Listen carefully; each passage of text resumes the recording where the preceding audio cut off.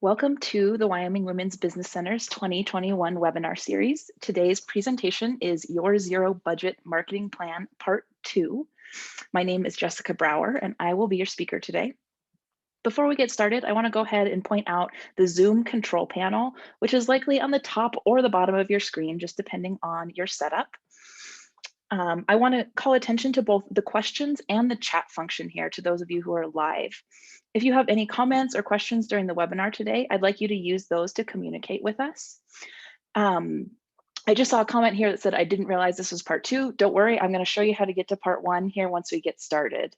So stick with me. You haven't missed much. Well, you have missed plenty, but I'll show you where to get it. So go ahead and continue to use the chat and the Q&A section like you just did to communicate. This webinar is being recorded, and a link to the recording will be sent out to all registrants shortly after the live event today. You can also visit our website at wyomingwomen.org and navigate to the training tab to view all upcoming webinars and past webinar recordings. If you're watching this live, a survey will launch shortly after we close this presentation. If you could, please complete that, as this provides us and our funding partners with valuable information.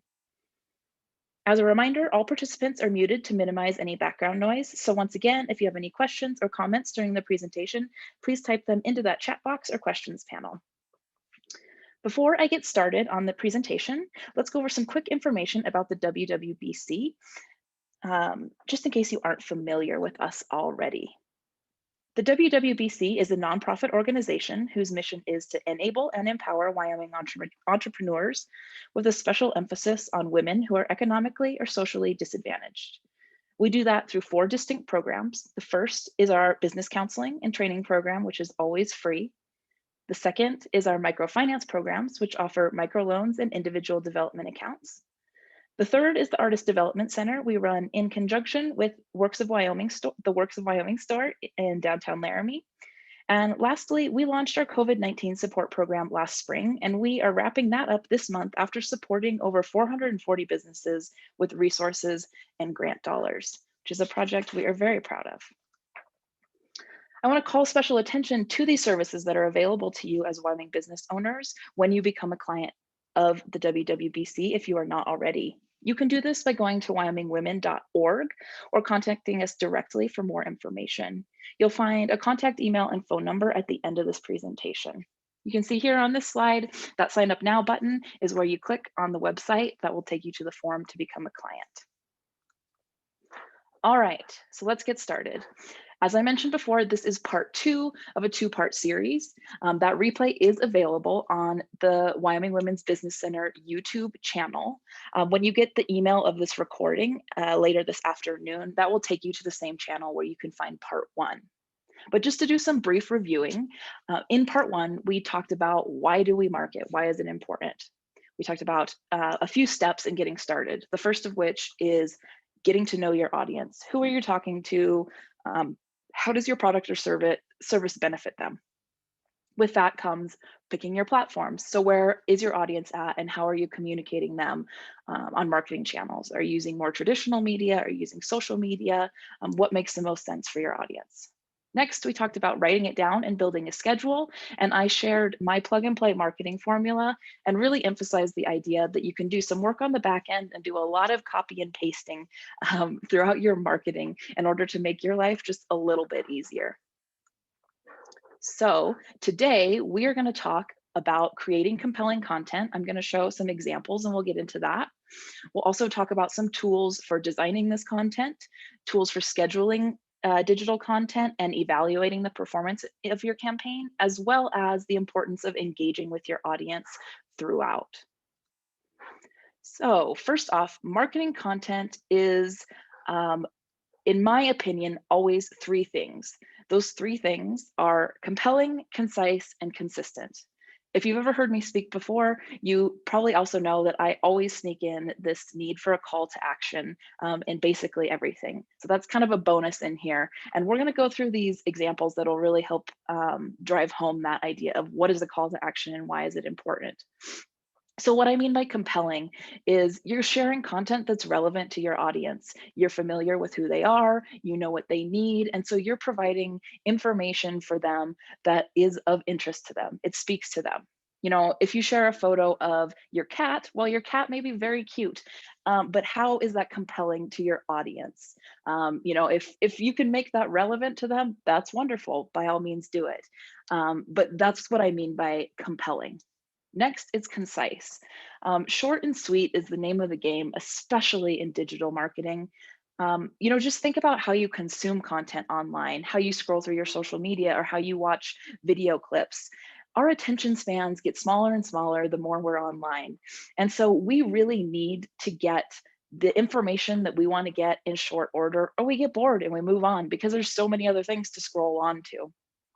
And so that is one reason why it's really important to maintain uh, a really concise structure for how you're sharing the information about what it is you're marketing in your business. And this can be difficult because we love our businesses. We started them for a reason. We're passionate about it. We probably know a lot of things that we want to share. And I get it. I write creatively as well as doing marketing. And so, you know, brevity is a thing that I can struggle with. But in these instances, being concise is very important. And next, being consistent. So this is kind of just an attention to detail, making sure that you're using similar language. You're always sending people to the same email, the same website, the same phone number, making sure that the energy of the post is you know, it's similar in across everything that you're sharing. And when I go into some examples, I think this will make a little bit more sense. But a reason consistency is important is because a customer, they develop a relationship with you and your brand and the way that you speak and the way that you make them feel. So if that changes, if you go from having a very warm, flowery tone in what you're sharing, and then all of a sudden it's very aggressive and intense, your customer, whether it's subconscious or not, they're going to see that and be kind of confused and think, well, what happened? Is this the same person? Is this the brand I like? So it's important to really figure out what that consistent language looks like, and you know, making sure you're sharing the correct uh, information to send people to where you want to go, just so they don't get lost with broken links and you know, phone numbers that are disconnected and all of that. So I said, remember your marketing copy from part one. This is where we talked about creating a press release or some marketing copy that you could then copy and paste. This is an opportunity where you can really use that. So here on the right is an example from the Nest toy library, and this is here in Laramie. And you'll see here that she kept it very short and sweet. Two-week memberships are live. Okay, so you know what's happening. If you sign up today, you can pick up toys tomorrow, only $15 to check out 3 toys at a time for 2 weeks, swapping as often as you'd like. If you were a mom who's checking out toys, that's compelling. And then down here, you see she has the website to register, and she asks to drop questions below in the comments. So that's what I mean by a call to action. She's telling them what to do next. She's saying, this is where you need to go. This is what I want you to do. She's making it very easy and clear to them what she's selling. Next up, this is an example of somebody who uses very short and sweet content and does it very well, in my opinion. So Cold Creek Tap is a brewery, and this is on their Instagram. So you can see here, their captions are super short. Need a brain break from our finals? Well, you're in luck. Our monthly crosswords are back. Complete it and you'll get a pint on us. So it's not, you know, they're not saying, come, you know, come to the brewery at this address, and you know, there's not a link or something like that that they're sending people to, but it's very clear what they want you to do. Come, do a crossword, drink a beer. Need a brain break from finals? Here in Laramie, where you know it was finals week, that's going to be compelling. And then in terms of thinking of consistency, this other post here on the left, need a Monday beer? Feel free to order ahead on our website for in-store pickup. They're telling you what to do. They're keeping it short and sweet. It sounds like their language. So people who have a relationship with their business are really, you know, they're gonna know what to expect, and this is going to resonate with them. Next up is Good Vibes Garage. This one is also here in Laramie. So this is an example of having a little bit more lengthy content, but certainly not anything extreme. And What I really like about their content, first off, their name is Good Vibes Garage. So it's very clear that they have a brand philosophy that is around being uplifting and kind, and clearly have a dedication to supporting their community. So if you go to their Facebook page and look at their content, you're going to see that as a theme throughout everything that they're sharing. They're partnering with people. They care about their staff. They care about their community. It's crystal clear that this is why they're doing the work that they're doing, and they show that in every post that they have. They also consistently have calls to action that send people to the phone number or the website, and they let people know what they want from them. For example, if you're planning a road trip and are in need of a pre-departure inspection or repair, then be proactive and give us a call. So not only are they saying, hey, call us if you need your vehicle serviced, they're saying, think about this vacation that you have planned. It would probably be a good idea to schedule with us before that. They're planting that seed and they're letting you know exactly how to move forward with it.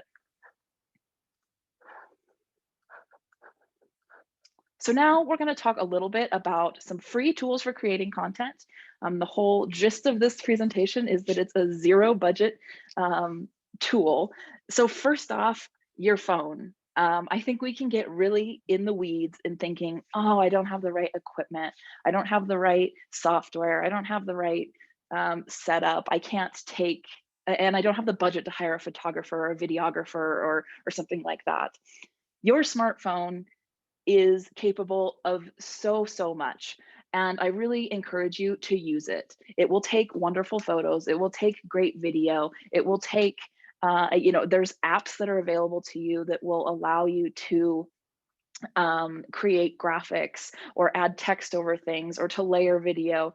And there's just so many resources out there that are no cost to you. So I really encourage you to let go of any idea that you need to be budgeting for somebody to come in and create that content for you. Down the line, there's so many wonderful artists to work with. But if that's not in your budget right now, I think I'm willing to bet that you are capable of creating some pretty good content with what you have right now. And truth be told, if you start to cruise through some people's marketing materials, a lot of people only use their phone. And you could be shocked to find out the marketing content that you may be kind of lusting over in other businesses is just done with a smartphone. So similarly is your phone's app store. I am reluctant to send anybody to specific apps, but truth be told, there's thousands of apps.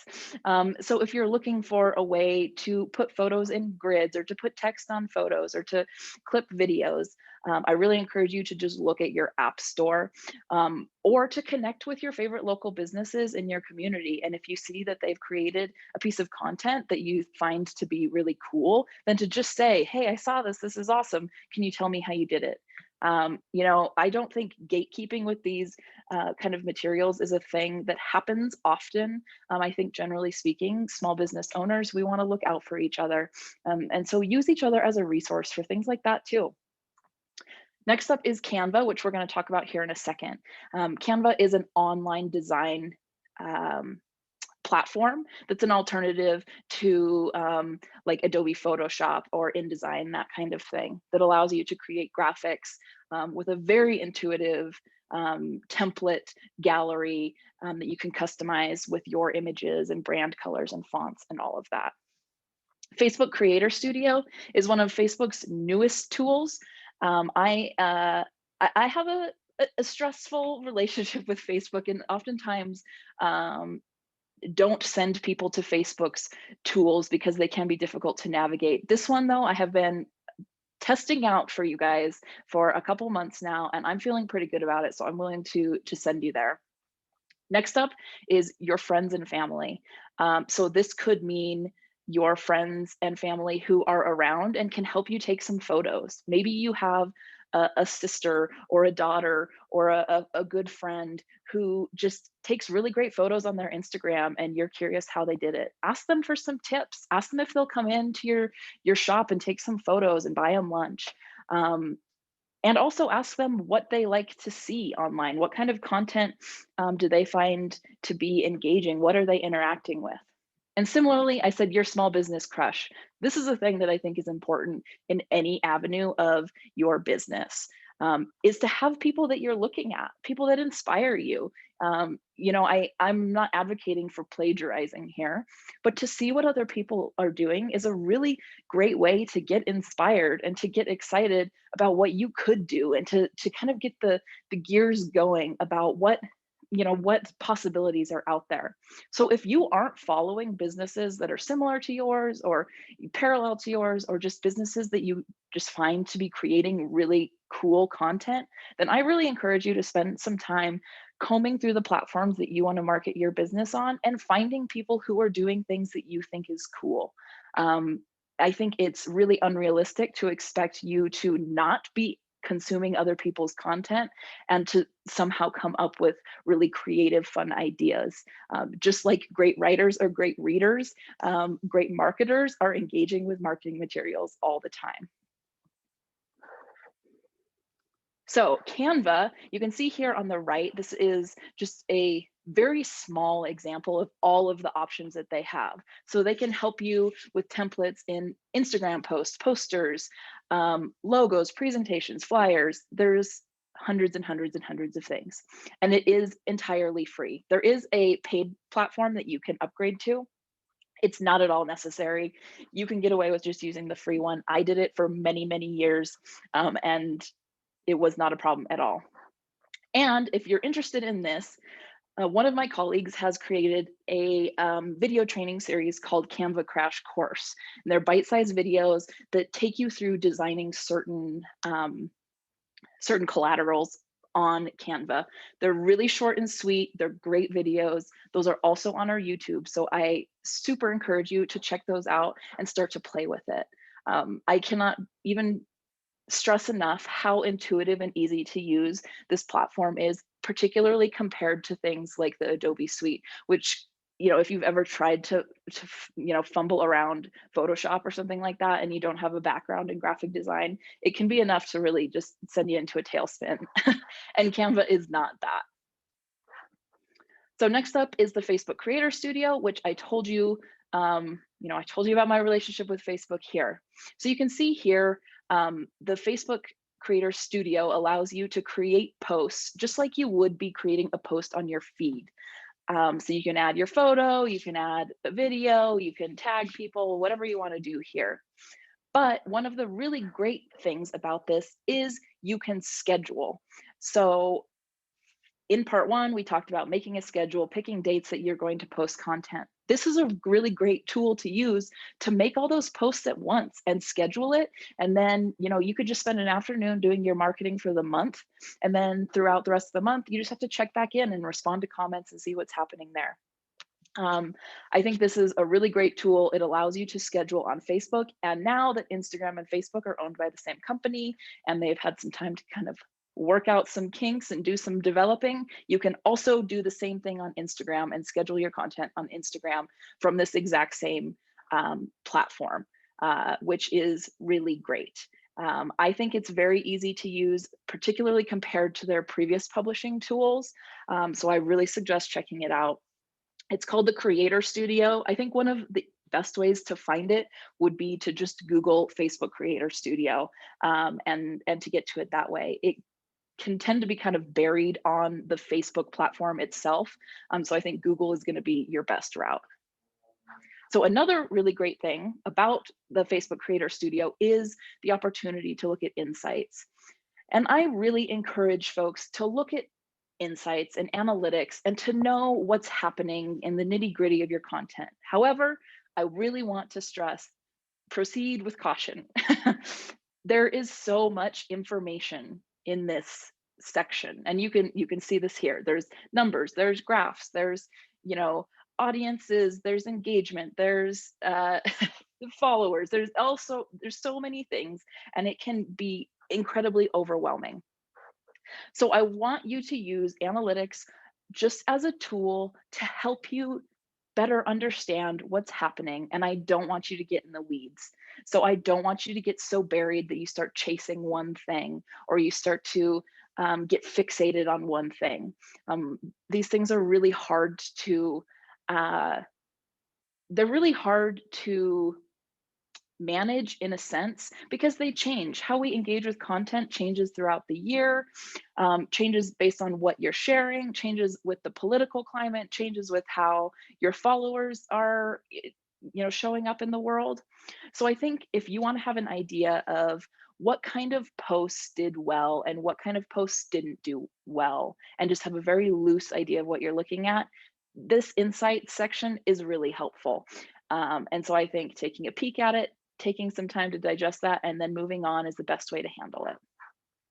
So there's lots of things you can look at. You can look at who's engaging with your content, what's performing well, how long are people spending with it, what does your audience look like, the demographics of them, what other kind of content are they engaging with, that kind of thing. So it can be really helpful.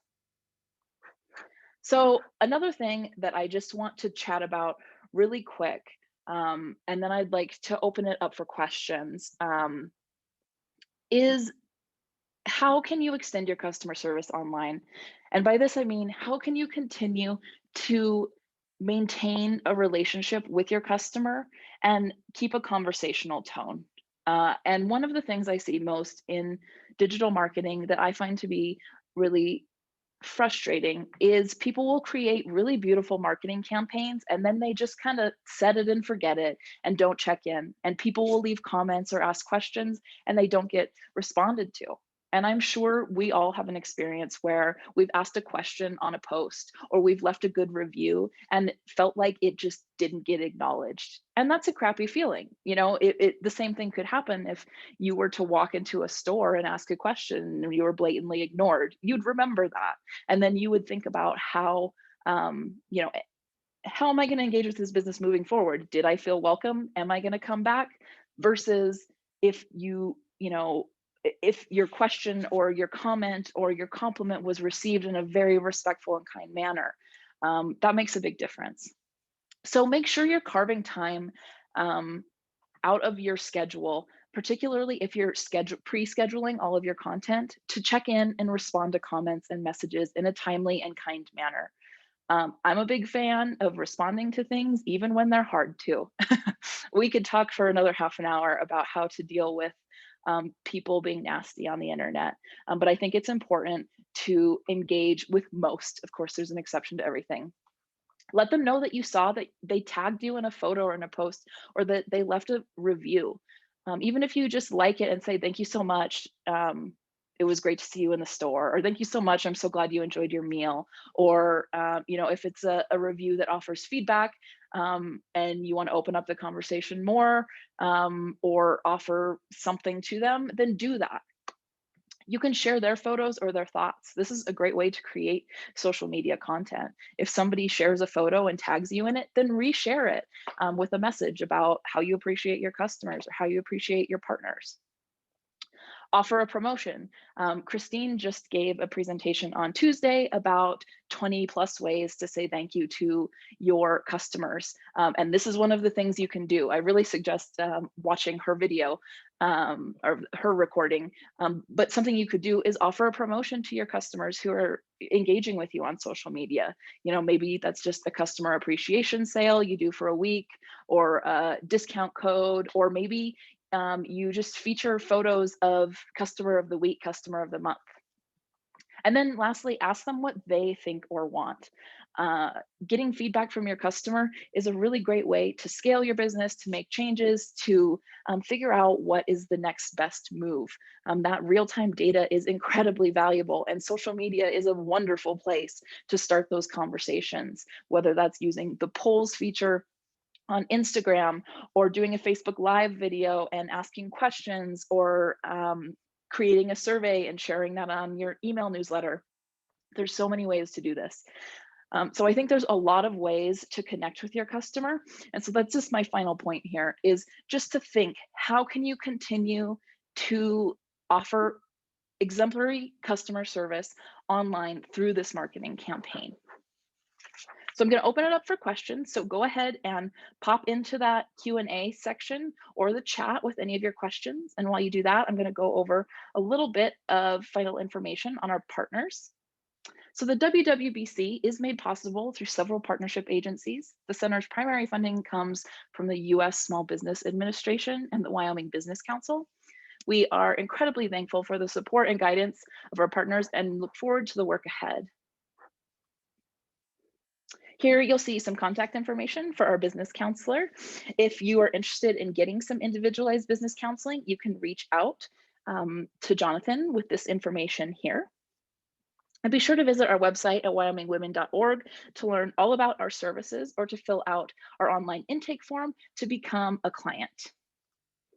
You can find what other upcoming webinars we have by going to wyomingwomen.org and clicking on the training tab. We keep this updated. I'm just going to go ahead and go back to this contact information and pop in and check out these questions. Any recommendations on how often a business should post to Facebook or Instagram? You know, my big way to approach this is to say, what is doable for you? You could find an article on the internet that will tell you to post 3 times a day, every day for the rest of forever. And I think for a small business owner, that's not possible. So I think it's first important to think about what is within the realm of possibilities for you to share quality content. Maybe that's twice a week, maybe that's once a week. My main thing is that you're consistent, that your audience learns that they can expect a post from you twice a week. And if they don't hear from you, you know, in that amount of time, then maybe they're going to start to get worried or think maybe she went out of business, maybe she doesn't need business anymore. So that's how I would approach that question, which I know isn't as easy as saying I need you to post 4 times a day or 4 times a week. And also any recommendations on how often to do a video and for what length of time is a video effective? I think the ideal video length is nothing more than 90 seconds. The shorter, the better. And oftentimes if we see a really long video, then it can feel kind of daunting. So think about a commercial. You know, a commercial captures your attention, it gets you the information, and you're able to digest it and then move on. So I say 90 seconds is great. And as far as how often to do videos, videos are great content to use. So, I mean, I think as often as you can do a video, if you could do a video a couple times a month, then I think that's awesome. It's a really great way to connect with folks. I have a Facebook business page, but have never used it. Can I begin a new page on Creator Studio, perhaps with a new title? So you can start a new Facebook page. I don't believe you can do that through the Creator Studio. However, also on our YouTube channel, there is another video series on getting your Facebook page set up. So that would be a great place to look to get yourself set up, and then you would be able to use the Creator Studio to create your content from that point forward. Any suggestions to marketing with TikTok, or is it not worth it? Oh my gosh, Sheila. So TikTok is, you know, if people aren't familiar, it's one of the newer social media platforms, and it has short videos. There's like 15-second and minute-long videos. And I think TikTok is the best example of knowing your customer and then making the decision. So in part 1, I said, think about your customer, think about where they're at. If your customer is in their late teens and early 20s, I think TikTok is a great place for you to be. If they're not, I'm not sure if it's worth it. And that's a very broad generalization. However, I think these are the things to think about. Who is on TikTok? What kind of products are on TikTok? What kind of customer is on TikTok? And is that your customer? Is that where your people are at? And if you want to be there and if your people are there, then I think it's great. And I think as far as marketing with TikTok goes, just like anything, the best way to do it is to start. I think we oftentimes get in the weeds and think, oh gosh, I'm not I don't know how to do it perfectly, so I'm not going to do anything at all. There's the kind of a paralysis that happens there. I think the best thing you can do is just like a band-aid, rip it off and start playing with it and creating content and seeing what works for you and what resonates with people. I think, we can find a lot of information on what kind of quality content converts and makes people excited to engage with. But I think another thing that is important to think about is, how do you feel about making that content? If you are making TikToks and it's making you hate your business, I don't think you should be doing it. I think that's an important part of the puzzle here. So I hope that helps. Okay, so when I close the webinar today, a survey is going to pop up on your screen. It's just a quick 5-question survey, and I ask that you stay online and complete it for us. We read every survey, and it really helps us to plan our upcoming calendar and improve our offerings. So thank you all for attending and for these awesome questions. I really appreciated having this opportunity to chat with you this afternoon, and I look forward to seeing you at the next one.